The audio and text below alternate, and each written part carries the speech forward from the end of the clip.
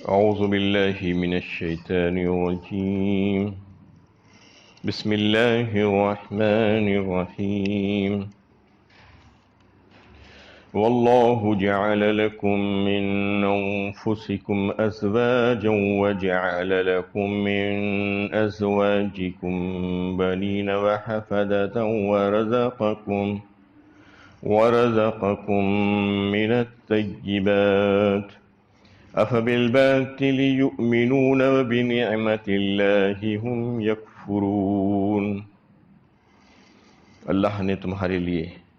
تم ہی میں سے بیویاں بنائی اور تمہاری بیویوں سے بیٹے اور پوتے پیدا کیے اور تمہیں پاکیزہ رزق عطا کیا، پھر کیا یہ لوگ باطل پر ایک اعتقاد رکھتے ہیں اور اللہ کے احسان کو نہیں مانتے؟ یہ سورہ نحل کی 72 نمبر کی آیت ہے۔ اس سے پہلے سے بھی اللہ تعالیٰ کی طرف سے جو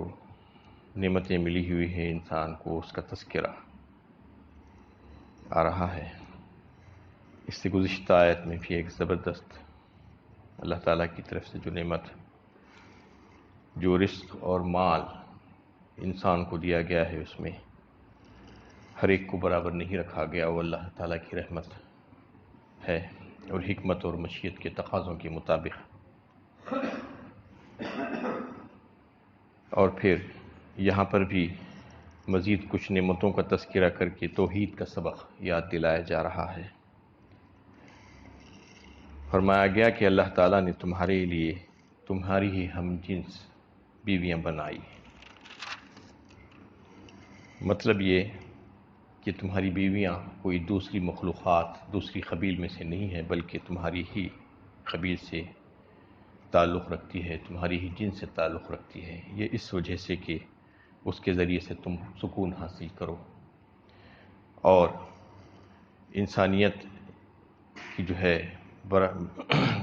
بڑائی ہو اور اس کا روب اور دبدبا قائم رہے اور اس کی شرافت قائم رہے۔ وہ بیویاں جو تمہاری ہیں ان کے بھی کچھ تقاضے ہیں اور ان کی جو ضرورتیں ہیں اور ان کے جو جذبات ہیں وہ بھی تمہارے جیسے ہی ہیں، تم ان کی رعایت کرو۔ تو اس میں وہ نعمت کے طور پر اللہ تعالیٰ نے فرمایا کہ یہ تمہاری ہی جنس کی ہے۔ اگر تمہاری جنس سے نہیں ہوتی، کوئی دوسری جنس سے بنا دیا جاتا تو تمہیں اس سے انسیت ہو ہی نہیں سکتی تھی۔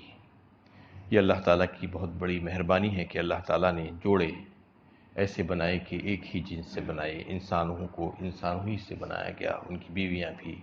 انہی کے جوڑا، انہی کے ذریعے سے بنایا گیا۔ اور پھر فرمایا کہ وَجَعَلَ لَكُم مِّنْ أَزْوَاجِكُمْ بَنِينَ وَحَفَدَةً، اور پھر تمہاری بیویوں کے ذریعے سے ہم نے تمہیں بیٹے، اور حفدہ کا مطلب ہے ایک تو پوتے، بیٹوں کی اولاد یا اولاد کی اولاد، یا حفدہ کا ایک مطلب یہ بھی ہے کہ خدمت گزار اور کام کرنے والے، خدمت کرنے والے، خادم۔ اپنی اولاد کو ماں باپ کا خادم ہونا چاہیے، ان کا احترام کرتے ہوئے ان کی ضروریات کو پورا کرنے کے لیے خدمتگار کے طور پر کھڑے ہونا چاہیے۔ تو اس میں بیویوں سے اولاد کا تذکرہ فرمایا، بیٹے اور پوتوں کا۔ حالانکہ اولاد کے لیے ماں اور باپ دونوں ضروری ہیں، لیکن باپ کا حصہ بہت کم ہے بچے کی تخلیق کے سلسلے میں اگر دیکھا جائے تو انسان کی جو تخلیق ہوتی ہے اس میں باپ کا صرف ایک حصہ، ایک بے جان خطرہ پڑتا ہے، اور سارے مراحل ماں کے پیٹ ہی میں ہوتے ہیں۔ اس کی پرورش، اس کی تخلیق، اس کو انسانی شکل دینا اور اس میں جان ڈالنا، یہ 9 مہینے تک یہ سلسلہ چلتا رہتا ہے ماں کے رحم میں، اور اللہ تعالیٰ جو ہے وہیں پر رکھ کر بچے کی تخلیق فرماتی ہیں۔ ایک تو ماں اپنے پیٹ میں رکھ کر بچے کی پرورش کرتی ہے، اللہ تعالیٰ اس کے پیٹ میں بناتے ہیں، اس کے بعد اس کے جننے کے وقت کی تکلیف، پھر اس کے بعد اس کو دودھ پلانا اور اس کی پرورش۔ اس لحاظ سے اگر دیکھا جائے تو عورت کا زیادہ حصہ ہے بچے کی پیدائش کے سلسلے میں باپ کے بالمقابل باپ کا کام تو صرف تھوڑا سا ہے، اس کے بعد پھر جو مالی ذمہ داریاں ہیں وہ ذمہ داریاں باپ اٹھاتا ہے، لیکن دیگر سارے کام کاج بچے کی پیدائش تک، بچے کی پیدائش کے بعد بھی اس کی پرورش، اس کی تربیت کے سلسلے میں بھی ماں زیادہ اپنا کردار نبھاتی ہے۔ اس لیے حدیث میں اللہ کے نبی صلی اللہ علیہ وسلم نے جب ان سے آپ صلی اللہ علیہ وسلم سے پوچھا گیا کہ میرے لیے میرا حق زیادہ کس کے لیے ہے، ماں اور باپ کے معاملے میں، تو 3 بار آپ صلی اللہ علیہ وسلم نے فرمایا تیری ماں کا، تیری ماں کا، تیری ماں کا۔ یہ اسی وجہ سے ہے کہ ماں بہت تکلیف سہتی ہے بچے کی پیدائش کے سلسلے میں۔ وَحَمَلُهُ وَفِصَالُهُ 30 شَهْرًا فرمایا، یعنی ماں جو ہے تکلیف پہ تکلیف سہ کر بچے کو جنتی ہے۔ وَوَصَّيْنَا الْإِنسَانَ بِوَالِدَيْهِ حَمَلَتْهُ أُمُّهُ فِصَالًا، اور کہا گیا کہ وہ جو ہے 30 مہینے کا اس میں تذکرہ فرمایا اللہ تعالیٰ نے سورہ احقاف میں۔ 30 مہینے میں یہ فرمایا گیا کہ وہ پیدائش اور اس کے دودھ چھڑانے کی مدت دونوں ملا کر یہ کم سے کم مدت ہے۔ 2 سال کم از کم مدت ہے دودھ پلانے کی جو بتایا گیا ہے۔ 2 سال زیادہ سے زیادہ مدت دودھ پلائی جا سکتی ہے، تو 2 سال 24 مہینے اور 6 مہینے حمل کی مدت کم سے کم، یا اس سے زیادہ بھی ہو سکتی ہے۔ تو 30 مہینے تو کم از کم ماں تکلیف اٹھاتی ہے بچے کے لیے، تو اس لیے ماں کا درجہ زیادہ ہے باپ کے مقابلے میں۔ اس لیے یہاں پر تذکرہ اللہ تعالیٰ نے ماؤں کا کیا کہ ان بیویوں کے ذریعے سے ہم تم کو اولاد دیتے ہیں۔ وَحَفَظَ وَرَزَّقَكُم مِّنَ الطَّيِّبَاتِ، اس کے بعد فرمایا کہ پیدا کرنے کے بعد یوں ہی نہیں چھوڑ دیتی، بلکہ رزق طیبہ، بہترین رزق، پاکیزہ رزق بھی تم کو ہم جو ہے عطا فرماتے ہیں اپنے پاس سے۔ یہ دوسری نعمت ہے کہ اللہ تعالیٰ جو ہے بیویاں بنائی انہی کی جنس سے تاکہ وہ سکون حاصل کر گئی، اور پھر اس کے بعد اولاد سے اولاد بنینا وحفدہ، یہ کہہ کر بتا دیا گیا کہ بقائے انسانی کے لیے ضروری ہے کہ جوڑے بنائے جائیں، اور انسان کی ضروریات کی تکمیل اور انسانوں کو، دنیا کو آباد کرنے کے لیے انسانوں سے یہ ایک ضروری بات تھی۔ اس لیے اللہ تعالیٰ نے فرما دیا کہ ہم تمہارے لیے اولاد اور اولاد سے اولاد پیدا کرتے جاتے ہیں تاکہ دنیا آباد رہے۔ اس میں اللہ تعالیٰ نے اپنی یہ زبردست نعمت کا اظہار فرمایا، یعنی ان لوگوں کا بھی معاملہ عجیب ہے کہ فائدہ تو وہ اللہ تعالیٰ کی نعمتوں سے اٹھاتے ہیں لیکن احسان اوروں کا مانتے ہیں۔ اور واضح رہے کہ مشرکین مکہ کو اس بات سے انکار نہیں تھا کہ وہ یہ ساری نعمتیں دینے والی ذات اللہ تعالیٰ ہی کی ہے، لیکن اس کے ساتھ ساتھ وہ یہ اعتقاد بھی رکھتے تھے کہ فلاں اور فلاں خدا کے حضور ہمارے سفارشی ہیں، ان کی سفارش اور ان کے واسطے سے ہمیں مختلف قسم کی نعمتیں ملتی ہے، اس لیے ان کا احسان ماننا اور ان کا شکر بجا لانا بھی ضروری ہے۔ اس آیت میں اور اگلی آیت میں اللہ تعالیٰ پوچھ رہے ہیں کہ افبالباطل یؤمنون وبنعمت اللہ ہم یکفرون، کیا یہ لوگ باطل پر اعتقاد رکھتے ہیں اور اللہ کے احسان کو نہیں مانتے؟ اتنا بڑا احسان اللہ تعالیٰ بار بار اپنی نعمتوں کا تذکرہ فرما رہے ہیں کہ دیکھو یہ ساری نعمتوں کی دینے والی ذات کون ہے، سوائے اللہ کے کون کر سکتا ہے، لیکن اس کے باوجود تم باطل پر تو اعتقاد رکھتے ہو جس کے پاس کچھ بھی نہیں ہے، لیکن جو اللہ جس کے پاس ساری اختیارات ہے، جس نے تم کو یہ نعمتوں سے نوازا ہے، تم اس کے شکر گزار کیوں نہیں بنتے؟ تم اس کا انکار کیوں کرتے ہو، ناقدری کیوں کرتے ہو؟ وَيَعْبُدُونَ مِن دُونِ اللَّهِ مَا لَا يَمْلِكُ لَهُمْ رِزْقًا مِّنَ السَّمَاوَاتِ وَالْأَرْضِ شَيْئًا وَلَا يَسْتَطِيعُونَ، اور اللہ کو چھوڑ کر ان کی پرستش کرتے ہو جو اس بات کا کوئی اختیار نہیں رکھتے کہ انہیں آسمانوں اور زمین سے رزق دیں، یہ بات ہرگز ان کی بس میں نہیں ہے۔ اور فرمایا جا رہا ہے کہ تم ان کی اور ان کی عبادت کرتے ہو جن کے پاس کچھ بھی اختیارات نہیں ہیں، جو قدرت نہیں رکھتے کسی چیز کی بھی، لیکن وہ اللہ جس نے تم کو یہ ساری نعمتوں سے نوازا ہے، تم اس کو چھوڑ کر ان کی اور ان کی عبادت کرتے ہو اور اس کے دیے ہوئے رزق میں سے لوگوں کا حصہ مقرر کرتے ہو، نظریں اور نیازیں مانتے ہو، اور ان کی اور ان کے پاس جا کر کہتے ہو کہ یہ ہماری سفارشی ہیں، جبکہ اللہ تعالیٰ ہی نے تم کو یہ ساری نعمتوں سے نوازا ہے، لہٰذا تم کو سوائے اللہ کے کسی اور کی عبادت نہیں کرنی چاہیے۔ فَلَا تَضْرِبُوا لِلَّهِ الْأَمْثَالَ، ان اللہ یعلم وانتم لا تعلمون، تو دیکھو اللہ کے لیے مثالیں نہ گھڑو، اللہ جانتا ہے تم نہیں جانتے۔ اس میں جو مشرکین و کفار اور اللہ کے نافرمان اللہ کے لیے مثالیں گھڑتے تھے اور تشبیہ دیتے تھے، مثال کے طور پر خدا کے لیے بیٹے اور بیٹیوں کا تصور کا آغاز بھی ایک مثال اور ایک تشبیہ کے ذریعے سے ہوا تھا، لیکن جب یہ تصور نے پختہ اعتقاد کی شکل اختیار کر لی تو مثال اور تشبیہ باقی نہیں رہی، ان کے تجویز کردہ بیٹے اور بیٹیاں معبود بن گئے۔ پہلے تو مثال دینے کے لیے کہا تھا، لیکن بعد میں آہستہ آہستہ وہی جو ہے ان کے معبود بن بیٹھے، اللہ کی بیٹیاں تجویز کرنے لگے، بیٹے تجویز کرنے لگے۔ اسی طرح خدا کو انسانی بادشاہوں پر یا دنیا کے بہت بڑے انسان پر قیاس کرنا شروع کر دیا اور کہنے لگے کہ ان سے ملنے کے لیے، کسی بادشاہ سے ملنے کے لیے، کسی بڑے انسان سے ملنے کے لیے اس تک رسائی حاصل ہماری نہیں ہو سکتی، لہٰذا ہم کچھ اور لوگوں کے واسطے وسیلے پکڑتے ہیں، یا اللہ کے ولیوں کے یا اور کوئی جن کی ہم عبادت کرتے ہیں۔ یہ کہہ کر انہوں نے جو ہے اس کو یہ قیاس کر لیا اپنے اوپر کہ جیسا کہ انسان کوئی بڑا انسان ہے، اس سے ملنے کے لیے کسی اور کا سہارا لینا پڑتا ہے، واسطہ وسیلہ لینا پڑتا ہے، ایسا ہی اللہ تعالیٰ کے ساتھ بھی ہے۔ اللہ تعالیٰ فرما رہے ہیں کہ اللہ تعالیٰ کے لیے مثالیں مت کھڑو، لیس کمثلہ شیء وہو السمیع البصیر فرمایا ایک مقام پر، اس کے لیے کوئی مثال صادق نہیں آ سکتی، وہ تو سمیع ہے اور بصیر ہے۔ سمیع ایسا کہ سب کچھ سنتا ہے، تم کہیں بھی کچھ کہہ لو وہ سنتا ہے، اور کہیں پر بھی وہ دیکھتا ہے، وہ علیم و خبیر ہے، تمہارے بارے میں سب کچھ جانتا ہے، خبر رکھتا ہے۔ دیگر دنیا کے جو لوگ ہوتے ہیں، چاہے وہ کتنا بڑا انسان ہی کیوں نہ ہو، اس دیوار کے پیچھے کیا ہے وہ نہیں دیکھ سکتا۔ تھوڑی دور کوئی اگر بات کر رہا ہے تو وہ سن نہیں سکتا کہ کون کیا بات کر رہا ہے، کس کے دل میں کیا ہے نہیں جان سکتا، وہ حاضر اور ناظر نہیں ہو سکتا، وہ عالم الغیب نہیں ہو سکتا کوئی اللہ کے علاوہ۔ اللہ تعالیٰ تو عالم الغیب ہے، وہ سب کچھ جانتے ہیں، وہ رات کے اندھیریوں میں کون کیا عمل کر رہا ہے اس کے بارے میں بھی واقف ہے، وہ جو ہے جو ظاہر ہے جو باطن ہے اس سے بھی واقف ہے، جو حاضر ہے جو غائب ہے وہ دونوں سے واقف ہے، بالکل اسی طرح جیسا کہ حاضر سے وہ دل میں اٹھنے والے خیالات سے تک واقف ہے، اور وہ سب کچھ سنتے ہیں، دیگر دنیا کے لوگوں کی طرح نہیں ہے، اس لیے ان کے لیے وہ مثالیں دی ہی نہیں جا سکتی کہ تم اپنے اوپر قیاس کر کے ایسی مثالیں مت دو۔ جب اس تصور نے اعتقاد کی شکل اختیار کر لی کہ یہ تو ہماری سفارشی ہیں، اور ان واسطوں اور وسیلوں نے خدائی کا مقام حاصل کر لیا، اب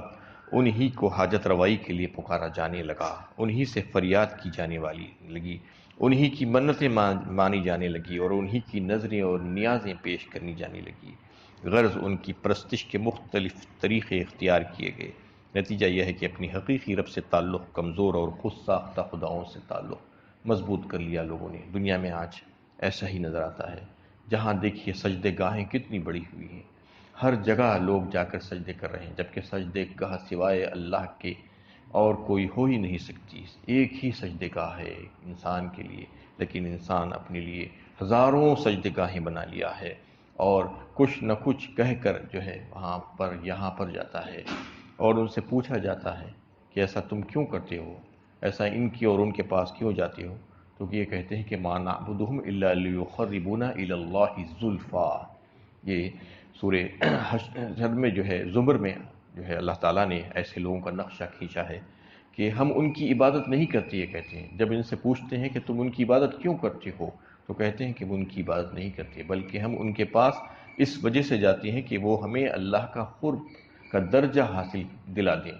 یعنی ہم اللہ کے قرب کے لیے ان کے پاس جاتے ہیں۔ اللہ تعالیٰ فرما رہے ہیں کہ اچھا تم جو کہہ رہے ہو ہم اس سے خوب واقف ہیں، ان اللہ یحکم بینہم فیما ھم فیہ یختلفون ان اللہ لا یہدی من ھو کاذب کفار فرمایا، جھوٹوں کو اللہ تعالیٰ ہدایت نہیں دیتی، جو ناشکرے ہیں ان کو ہدایت نہیں ملتی، اور اللہ تعالیٰ فیصلے فرما دیں گے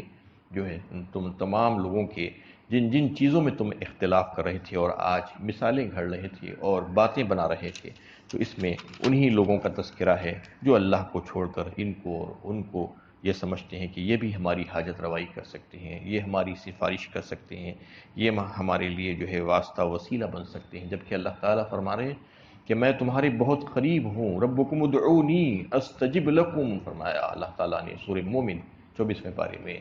کہ مجھے پکارو میں دینے کے لیے تیار ہوں. وَإِذَا سَأَلَكَ عِبَادِي أَنِّي فَإِنِّي قَرِيبٌ فرمایا سورہ بقرہ میں میرے بندے جب میرے بارے میں پوچھتے ہیں تو کہہ دو ان سے کہ میں بہت قریب ہوں. جو بہت قریب ہے اس کو دور کر دیا جاتا ہے. جو دور ہیں جن کے پاس کچھ بھی اختیارات نہیں ہیں ان کو قریب سمجھ کر ان کو استعمال کیا جاتا ہے قربت کے لیے، جبکہ اللہ تعالیٰ نے ایسا کوئی معاملہ نہیں رکھا ہے. اللہ تعالیٰ تو فرما رہے ہیں کہ میں تمہارے شہرک سے بھی زیادہ قریب ہوں من حبل الورید نحن اقرب الیہ من حبل الورید فرمایا کہ ہم تو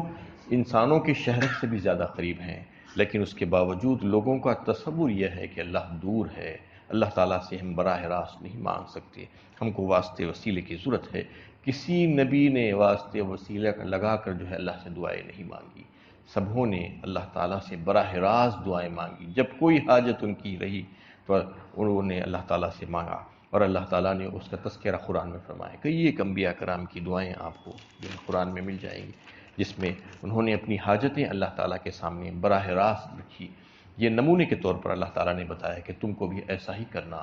چاہیے، کیونکہ نبی اللہ تعالیٰ کے برگزیدہ اور منتخبہ بندے ہوتے ہیں، چنندہ بندے ہوتے ہیں. وہ کوئی غلط کام نہیں کر سکتے، وہ گناہ کا کام نہیں کر سکتے. ان کی جو ہے ان کے پیچھے چلنا اور ان کی اقتداء کرنا، ان کے طریقے کو اپنانا چاہیے.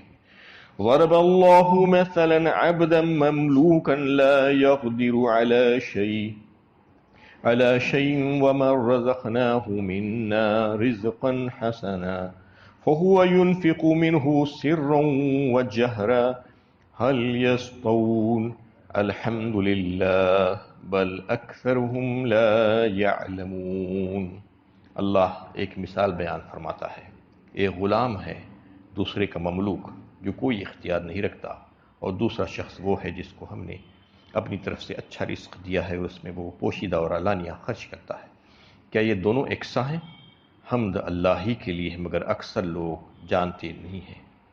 اس میں ایک زبردست مثال شرک کی نفی کرتے ہوئے، شرک کی تردید کرتے ہوئے اللہ تعالیٰ نے بیان فرمائی کہ دو لوگوں کا حال بیان فرمایا. بعض کہتے ہیں کہ یہ دو وہ ہے کہ ایک تو آزاد انسان ہے اور ایک دوسرا ہے غلام، اور بعض کہتے ہیں کہ ایک مسلمان ہے دوسرا کافر ہے، اور بعض کہتے ہیں کہ ایک اللہ تعالیٰ ہے دوسرا وہ سارے معبودان باطلہ، وہ اصنام، وہ بت، وہ جو بھی جن کی پرستش کی جاتی ہے وہ اس کے مقابل. اللہ تعالیٰ اس میں مثال کے ذریعے سے سمجھا رہے ہیں کہ ایک شخص بے اختیار غلام ہے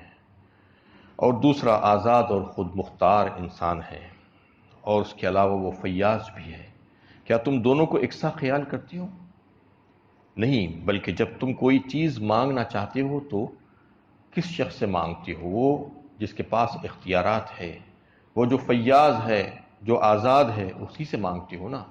کہ دنیا میں تو تم دیکھتے ہو کہ جس کے پاس ہے اس سے مانگو گے. کوئی جا کر فقیر سے نہیں مانگتا، سب جا کر دولت مند ہی سے مانگتے ہیں. تو پھر اللہ کے معاملے میں، آخرت کے معاملے میں اللہ کو چھوڑ کر یہ فقیروں سے کیسے مانگ سکتے ہیں؟ یا ایھا الناس انتم الفقراء الی اللہ، اللہ تعالیٰ نے فرما دیا اے لوگو تم فقیر ہو اللہ تعالیٰ کے سامنے، اللہ تعالیٰ ہی غنی ہے.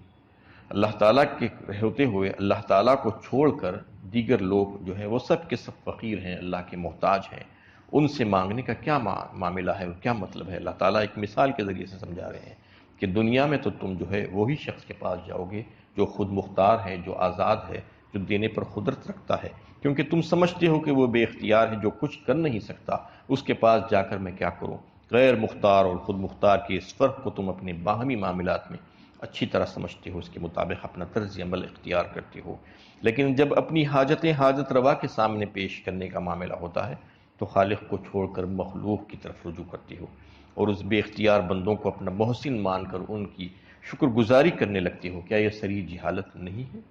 یعنی حقیقی محسن اللہ تعالیٰ ہی ہے، اس لیے شکر کا مستحق بھی وہی ہے، مگر اکثر لوگ اس واضح حقیقت سے آگاہ نہیں ہے، اس لیے وہ اللہ کو چھوڑ کر دوسروں کو اپنا محسن اور مددگار اور رفیق اور کارساز سمجھ کر اس کا شکریہ ادا کرنے کی کوشش کرتے ہیں.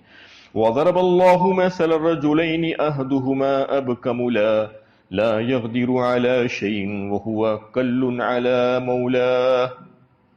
أينما يوجهه لا يأتي بخير هل يستوي هو ومن يعمر بالعدل وهو على صراط مستقيم۔ اور ایک اور مثال بیان فرماتا ہے اللہ تعالیٰ،